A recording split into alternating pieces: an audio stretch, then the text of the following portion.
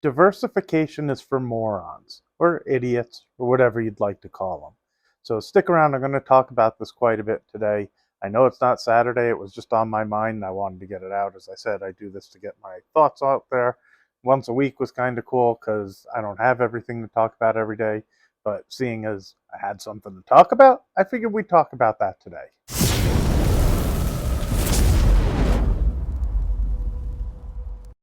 Good morning. My name is Adam Kahn. This is Investing with Adam K. Hope you're all doing well. Sunday, September 29th. I think it might be the first day of fall, or maybe that was an old clip because whatever I saw on the news this morning. So I'm really excited for when they change the clock because it's super dark here in the mornings. It makes it hard to wake up, and I wake up really early. I tend to go to bed pretty early and wake up early in the morning. Anyway, my original comment, diversification is for idiots. I have to tell you, I really believe that depending on what your goal is with investing. If your goal is to do what the markets do, odds are you're probably not watching the channels, you're not trying to learn about this stuff. Maybe you are. But if you just want to perform what the market performs, yeah, ETFs are a great route to go. There are a few of them that really encompass that. The SPYs are really good because that's the S&P 500s, and the QQQs are good because that's the NASDAQ, and there's even, I want to say it's like QQQM, which has like a 0.05 expense ratio better than the QQQ. uh, QQQs are just what I'm used to because I'm kind of old and it's been around a little while. But if what you're aiming for is to really beat the market, you really want to narrow it down to your top maybe 5 or 6 choices. The deeper you go into your list of companies that you like, the worse your odds are outperforming the market. Now, the less stocks you pick, the higher your odds of underperforming significantly as well. Because if you pick a few things and they don't perform well and you have a rough year, you could really underperform or potentially do a lot worse. But it really depends on what your goal is, and that's kind of my point. Now, as always, this is not financial advice. This is just me sharing the information that has worked for me. And please use it as entertainment purposes only. You need to do your own research in deciding what works for you.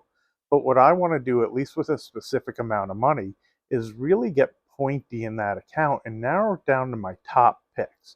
Because I can really research those and feel confident that I think those are really good companies that are going to outperform, and I try to have a time horizon of approximately 5 years when I'm investing. Keep in mind that even when I narrow it down to my top five, I don't take the biggest gambles in the hopes that I'll crush it. Like, I think SMCI might be a really good gamble right now, but it's going to have a lot of volatility, and it's not what I want to do with the majority of my money. Now, I do think there's a point to protecting your wealth as well, depending on how far you've gotten and what you have in total. And I wouldn't want to be too pointy with a really large number and take a huge risk with a portfolio that I need towards retirement. But depending on one's age, what they're really hoping to get out of their investments, and their risk tolerance, getting a little hyper pointy, I don't even know what to call it, but really putting a significant percentage of your portfolio into a few picks really gives you a great opportunity to do really well. If you look at some of the big investors like Warren Buffett and Bill Ackman, who I keep an eye on those two, I think Bill Ackman tends to keep his portfolio under 7 stocks pretty much all the time. And Warren Buffett also is narrow in his picks as well. This is what gives them the opportunity to really outperform, because if they pick good companies, even if they don't do great today and they have a long enough time horizon, they should do better than the overall market. The other thing about that is as you're going down your list, how much do you really want to be investing in your 20th top pick or your 30th top pick? Or if you go that far out, 50th. In my bulk account, I really try to keep it under 20 stocks. And on the account that I'm really trying to outperform the market, I try to narrow it down to 5 or 6. And the one that has the more stocks, it really is because I want that protection of, if the economy corrects or if something happens, of having some boring stocks that should do okay mixed into everything else. I've talked about Pfizer in this videos a bunch of times. I think Pfizer's a good company, but I also don't think it's going to outperform any dramatic way. The reason I have it is that, like, balancing out, because I've gotten to a point where I need to protect some, but on some account, I really want to make sure it actually outperforms. So I did recently take a small percentage that I'm opening a new account in, that I'm going to narrow it down to for sure under five. And I'm even tempted to put it into one or two stocks only and see how they do. I'll go into my top picks and I'll explain what I like about them, and I'll go into them in a bit of detail. If you could do me a favor though in the comments, let me know what your top picks are and what you like about them. As you guys see, I do my best. I respond to everybody. Um, I love seeing the comments. I like the conversation. Some of you point out stocks that I may not even look at. I have a feeling if we're talking about your top three picks, probably they're companies we've all heard about. So my top pick, which is also my largest holding that I talk about a lot of the time, is Meta. What do I like about Meta? Well, for one, I got really lucky that when it collapsed a couple years back, I was able to pick up a really good position in it. It's my number one holding. I have the most in it. Even though I actually lightened up recently, it's still twice as big as any other holding that I have. And I even regret what I sold. And I'm kind of tempted to take what I would consider a loss on it and get back in because I like the company that much, and I have a goal because I hope it hits $1,000 at some point, and I don't mean next week or next month, but I do think it's continuing to grow. And what I like about Meta, when I look at price to earnings and their expected growth, seems relatively reasonably priced for a tech stock. What I like about it is I feel like people don't like Meta and they don't like Mark Zuckerberg. Now, I might be wrong in my analysis, but I feel that way about it. And I see that they have a great plethora of things that are not just Facebook. Really, the overspending that Zuckerberg and Facebook did when it caused the stock to collapse and the market didn't like the news of how much they were spending on AI and other things as well. What I liked about that is it told me that he isn't just content with where the company is, that he's looking to continue to invest in the company to try to grow it in the places that he thinks have really good growth potential. What's really cool about that is he could have just left it as Facebook and what it was and started to give a big dividend and just make money and give it out to the investors. Tells me that he's still looking to continue to grow, continue to make it bigger, try to play the game and do really well. And I want that guy. I want the guy who wants to continue to grow his company and doesn't just kind of lay back on being content at how well he's done already. That's part of what I love about Meta. Then you take into it all the different components of the things that they own. I can't remember if it's WhatsApp or WeChat. I think it's WhatsApp, but if I have it wrong, I apologize. They have a huge amount of subscribers that he hasn't even figured out how to monetize on it. I think he's trying to emulate the one. I think it's WeChat that gets used in China because it's used for everything. I mean, my family went and visited a couple of years back and was explaining to me that when you go to the grocery store, you pay with it. Like it's what they use to talk with each other, and it actually is able to be monetized. And I have a feeling that we haven't progressed to that point yet, but that's his goal with that product and just hasn't figured out how to transition that over here for us to really use it on all sorts of things. The interesting thing is at home, I have all sorts of trouble with my phone working, but if I go onto WhatsApp, it has no problem. My buddy works for Cox. He says it makes absolutely no sense because Wi Fi calling should be the same whether you're using WhatsApp or simply just using the Wi Fi calling, but for whatever reason, it tends to work at home. My thought is that's going to be an avenue that they're going to figure out how to monetize at some point that could really drive a lot of new income that people don't even account for in the valuation of the stock. Now, obviously, we all know that it's both Facebook and Instagram as well, which are huge, on the social media and are good profit centers. When I had a restaurant, to be perfectly honest, when I did advertisements on Instagram, it was about the only thing that I could do an advertisement on and immediately see the results, know that that's where it was coming from. It was super cool, super localized, and if it's the same way, it's one of the best avenues for small businesses to be able to do marketing on. But then you add on to it my favorite to talk about because it allows my brain to just go crazy and the things that it could actually be at some point. I know they pop up from time to time. Even though you don't see it, I tend to talk with my hands. It's just one of those things. Anyway, is the Oculus portion of it. to me, what I think he sees and what he envisions in that is where the world might be going. I think it's incredible. And I think it's also why Apple is doing their Vision Pro. I think they see an ability to grow companies where they can talk in different locations and be able to point and touch and be in the same room visually as each other, but maybe be all over the world and do presentations to their employees or whomever else.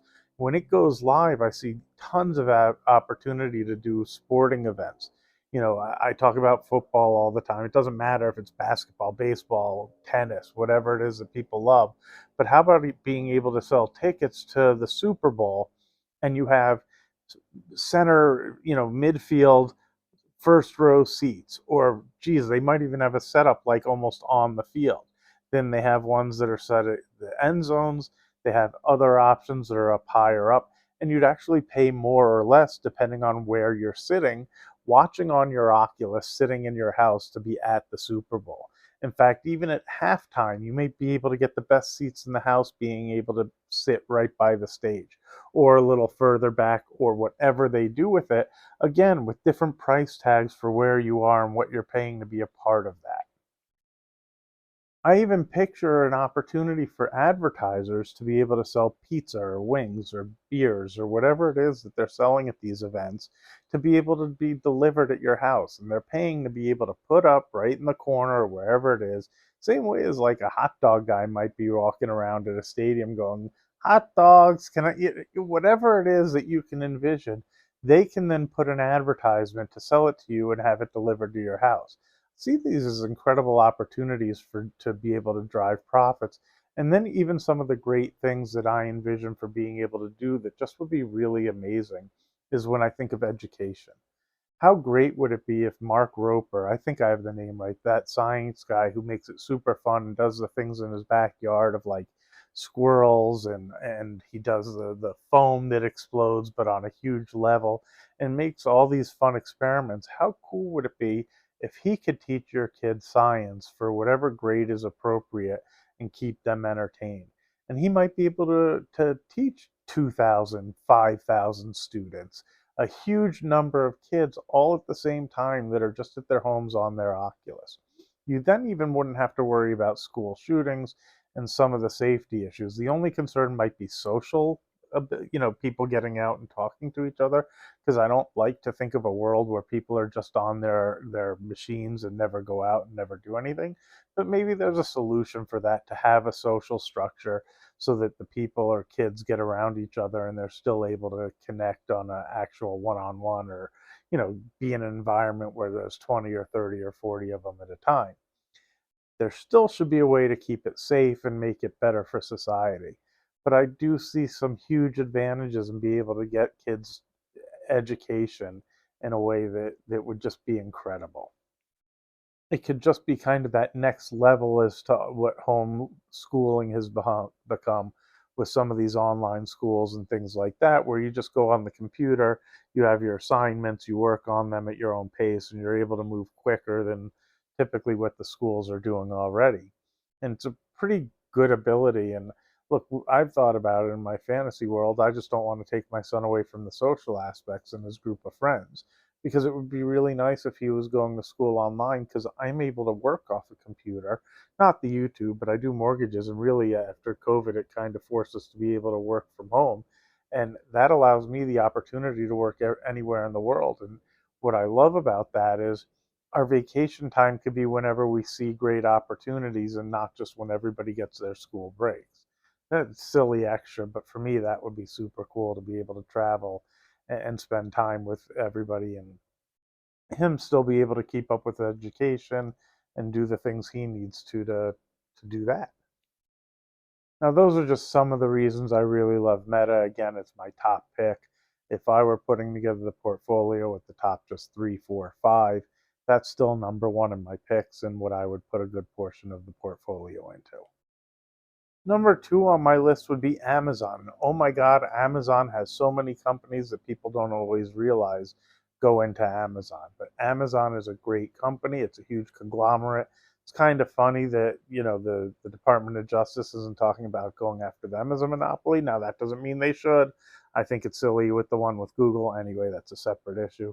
But Amazon is such a great company, and it's number one in retail. They have Whole Foods, they have Zooks, they've got Twitch, Ring, Amazon Studios, and as you all know, Amazon Web Services, which is their hosting service. And all of these are different avenues of them to be able to generate money. On top of just Amazon Prime, and then if you're watching the movies and stuff on Amazon Prime, they've gone to a platform where they've now introduced commercials, which, as much as I hate it as a consumer, as an investor in the company, it's another way for them to be able to drive those earnings. And I just picture Amazon continuing to grow and grow and grow. Part of what I really love about Amazon is, I've been really fortunate to be able to travel to Asia and Europe and spend some time over there. They are not very big out there, which is a lot of opportunity for them to start getting involved in those spaces as well. Now, maybe there are problems or inabilities and reasons why they're not there. Maybe it's just not as attractive a service. But I think if they're able to get into and have access to those places, it's such a great service, at least the Amazon part of it, where I love ordering from Amazon. I don't mean I love ordering from there, but if there's something I need, I tend to go to Amazon at this point, not necessarily because the price is better, and it typically is, but the convenience. If I need something for the house, even if it's like a screwdriver or something, I'll go on Amazon because I know they'll deliver it. It'll be there the next day, most likely. And if I need to return it, their return policy is very easy and very convenient as well. You then add Twitch to it, which I don't use very much, but my understanding is gamers are on there all the time promoting their playing and whatever they do in their games. I think it's a competitor to YouTube, if I were to guess. Again, I don't go on it; I'm not familiar with it, but I know it's a platform for people who make content. Maybe I should check it out, right? Except I don't really do this to try. Anyway, I just have fun doing the YouTube. It's not a major deal if it grows or not. But Twitch seems to be something that the younger generation really enjoys and they go to, and it's probably a great platform. And I'm guessing it's something where they generate some income. Now, when you're buying Amazon, you're also getting Zoox, which is their autonomous driving division. So there seems to be this real competition between Tesla, Amazon, Google, Uber. I'm not sure else who's in the mix, but I'm sure maybe Microsoft is as well. But racing to try to get the autonomous driving market because I'm sure what they see is so many avenues for driving profits in this division. Once you have autonomous driving and it's safe, it's food deliveries, it's all sorts of deliveries, and it's being able to save on staff because all of a sudden those packages, I'm not sure if they'll have a way to drop them off as well. But if the cars can drive themselves and they can actually up with a way to have robotic, like the door opens up and an arm goes out and it puts the package at your front desk, think of the savings they'll be able to have in drivers and all sorts of things. And I think Amazon already, like their warehouses are very automated, even though I'm sure people are there as well. But they'll be able to save in that staff too, which maybe that's an overall good, maybe it's an overall bad, I'm not really sure. But for the company, it's a great way to cut costs. But this race is really amazing. And then if it's like taxi service, I picture an ability to even do advertisements in the taxi. Like the taxis could be super cool depending on what they want to do with it. You know, some of them have a square design. All of a sudden, the whole walls can come up and advertise whatever they feel like putting on there as a digital display. You don't even really have to be seeing the road because the car's driving itself. And not too long ago, for those of you who don't realize, they took over Whole Foods markets. Now, I don't know if they plan to expand that realm or what their goal is with it. I have noticed some changes at Amazon or at Whole Foods that, I used to go to Whole Foods back in the mid 90s, and I've watched it transition over the years where it's really changed a lot. Where I kind of wish it was the thing from the from the mid 90s. But to be fair, that doesn't really matter in terms of them as a corporation and growing. Maybe Amazon will take it to be able to expand into more traditional products as well and sell Heinz ketchup as well as whatever brand they carry there and just continue to grow that division, which I'm sure has to do with their delivery service. And I think his Jeff Bezos's original idea is getting you whatever it is that you want currently, like right now, or as quickly as possible. And that goes along with that service. They're not just delivering the things that retailers are selling, but now they're getting into the grocery uh, space. And Whole Foods was where they began with that. Does that mean they end up competing with Kroger and the others? I don't know, but in time, it's quite possible. Possibly even Walmart and trying to drive those prices down or give different options or wherever they want to be in that space. And I think this just makes Amazon a great company and a great conglomerate that actually makes you more diversified than a person might realize by owning one stock. So that's number two in my portfolio. I think Amazon's a great company that's going to continue to outperform and is a really good structure of a company currently. And then my number three pick, and this is probably what I would limit to if I was really trying to get super pointy in an account where my real goal is to outperform. Again, I'm not trying to take gambles. I'm trying to pick companies that I think are just the great companies that are going to outperform for hopefully at least the next 5 years, or if not a little bit longer. Number three on that list would be Google. Google, similar to Amazon, has a huge portfolio of products including Fitbit, Waze, Nest, Waymo, and of course Google Search, and well, we all know YouTube as well. These are all great companies, and they have a whole slew of other ones on top of it. And let's start with Google Search. Like, there's been a real attack on them. Part of the DOJ going after them. To me, at this point, there's so much more competition coming into the market. It's kind of silly to go after them now when they talk about AI and all these competitors and that they may be outdated at some point. Well, it's an interesting time to be going after them as a monopoly when all those things are going on simultaneously. Either way, Google search is top of the top at this point, and a lot of times it takes a long time for things to change with anything like that. The other thing I love about Google is with what's going on with the Department of Justice going after them, it's caused a real correction in the stock, and I actually think you're getting great value here. Of my three picks, like Amazon's probably the most expensive in terms of where I see the valuation. Meta is actually pretty reasonably priced. And Google right now, in my personal humble opinion, again, you need to do your own research, is actually a really good deal. And you're getting really value here in a company that's still growing at an exceptional pace. And they're so well diversified, you get really consistent growth. The only negative I see with me picking both Amazon and Google is they compete with each other in a lot of the same spaces. So maybe you're really getting two of the same. So if they correct, they'll correct together. And if they go up, maybe they go up together. But, like Google Nest is similar to Amazon Alexa, where it'll really encompass everything, where it'll control your thermostat. You can actually set up lights where you can say, turn on bedroom light or whatever it is that you connect it to using their little things that make it work with the Nest system. But it's a great program and it's really cool to play around with. My buddy did his whole house using that stuff. I don't know how many of you use Waze when you're driving, but one of the nice things about Waze, and it's a great product, is it's able to take you the quickest direction to get to your destination. I'm sure with their autonomous driving division and Waze and whatever else they have with their Google Maps and ability to know the roads, that's really a huge portion of that competition I was talking about to drive the delivery business and taxi services and everything else they're all encompassing. I think recently, if I remember correctly, Uber and Google went into an agreement in terms of the autonomous driving division to try to drive that revenue. And then my favorite part, which is YouTube. YouTube is such a great portion of the business that I don't really see changing for a long time, no matter what else comes in. It's almost like what NBC, CBS, and the so on were years ago when I was a kid.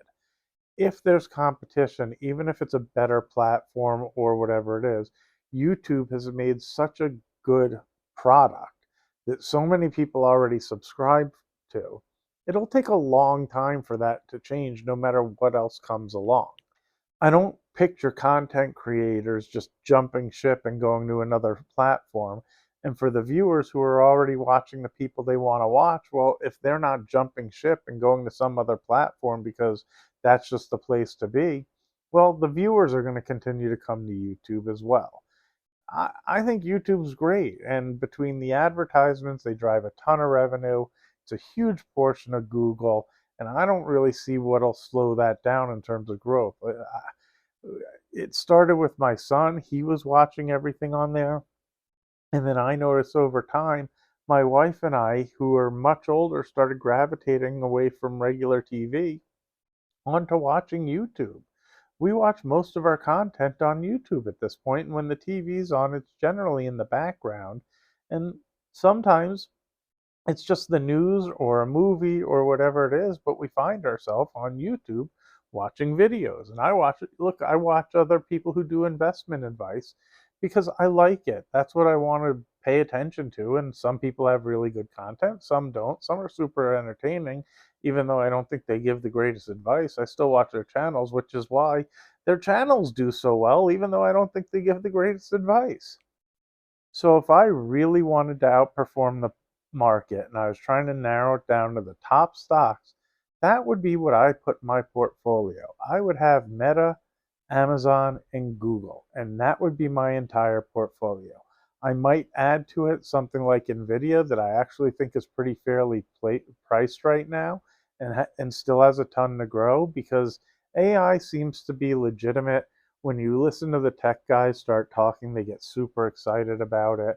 I think Nvidia has actually gotten to a point where its earnings aren't so outrageous from its growth rate and its price in terms of price to earnings ratio. And I think they do have ability to continue to grow at an exceptionally fast pace and still surprise the market. I might be wrong on that, but I feel like the last earnings, the way the stock reacted was pretty poor, that I'm guessing on the next earnings they'll have a surprise in stock price, not in terms of whatever the earnings are, where the stock actually rallies after the next earnings. I might even want Tesla in there because I think they have ability to and they continue to perform well as an investment. But understand, even as I talked about Nvidia and Tesla, all of a sudden you could hear the intonation change where it's like I might include them. I have a lot of stocks that I really love and I think they're well valued. UPS, for example. You guys have heard me talk about Boeing a lot, which I think is a great company.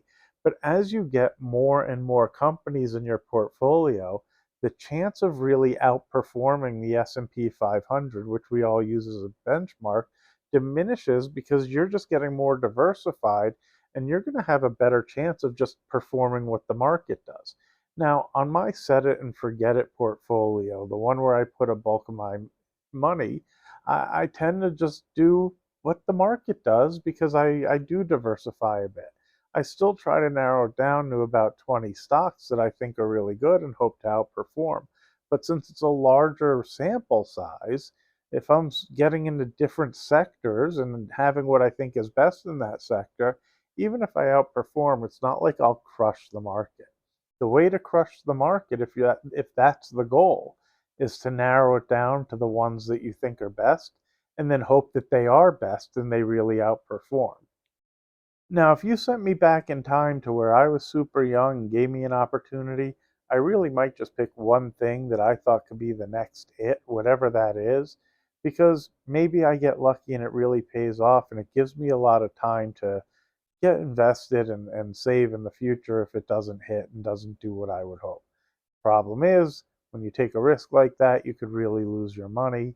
But if I'm young enough and I'm hoping to just get lucky with an investment, there's nothing wrong with taking those type of chances when they come in front of you.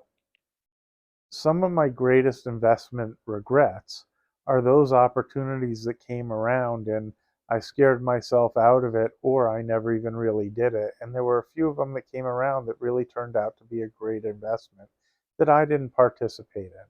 Now, don't get me wrong, I've done just fine and I've been really fortunate and I've ended up in a really good position. But some of those really could have hit a home run. Now, what I think about, and not sarcastic, is had I done them, maybe I would have ended up dead in a ditch because I made too much money too young and I didn't handle it well. And life is life, and we end up down the road we end up on. And I'm very happy with where I am. And that's not sarcastic. That really is how I think about some of them. But one or two would have been a real payoff that could have been life changing. Now, I still think life changing could mean I don't have the family I have now and I'm not where I am. And that's why I say I really like where I am. And it is what it is. So I'm able to let it go and not hold a grudge about some missed opportunity. But if you're trying to beat the market and you really want to beat the market, then I don't think there's any problem with not being so diversified. And if you do want to be diversified and you just want to do what the market does, there are some great ETF options that will do what the market does. And then you don't have to think about any of this stuff. These discussions are really intended for those of you who want to learn about different stocks. Now, I'm thrilled with anybody watching, so don't hear it the wrong way. But that want to learn about specific stocks and potentially try to outperform and like learning about it. I mean, I love the markets. I really do. Anyway, I should have said it in the beginning. I keep forgetting because I think the average person watches like a minute or two. So if you've made it this far, yay, thank you. Really appreciate it. If you could do me a favor, if you haven't already, please hit that subscribe button, smash the like button, make some comments, tell me your top few picks. Love to discuss them. Have a great day.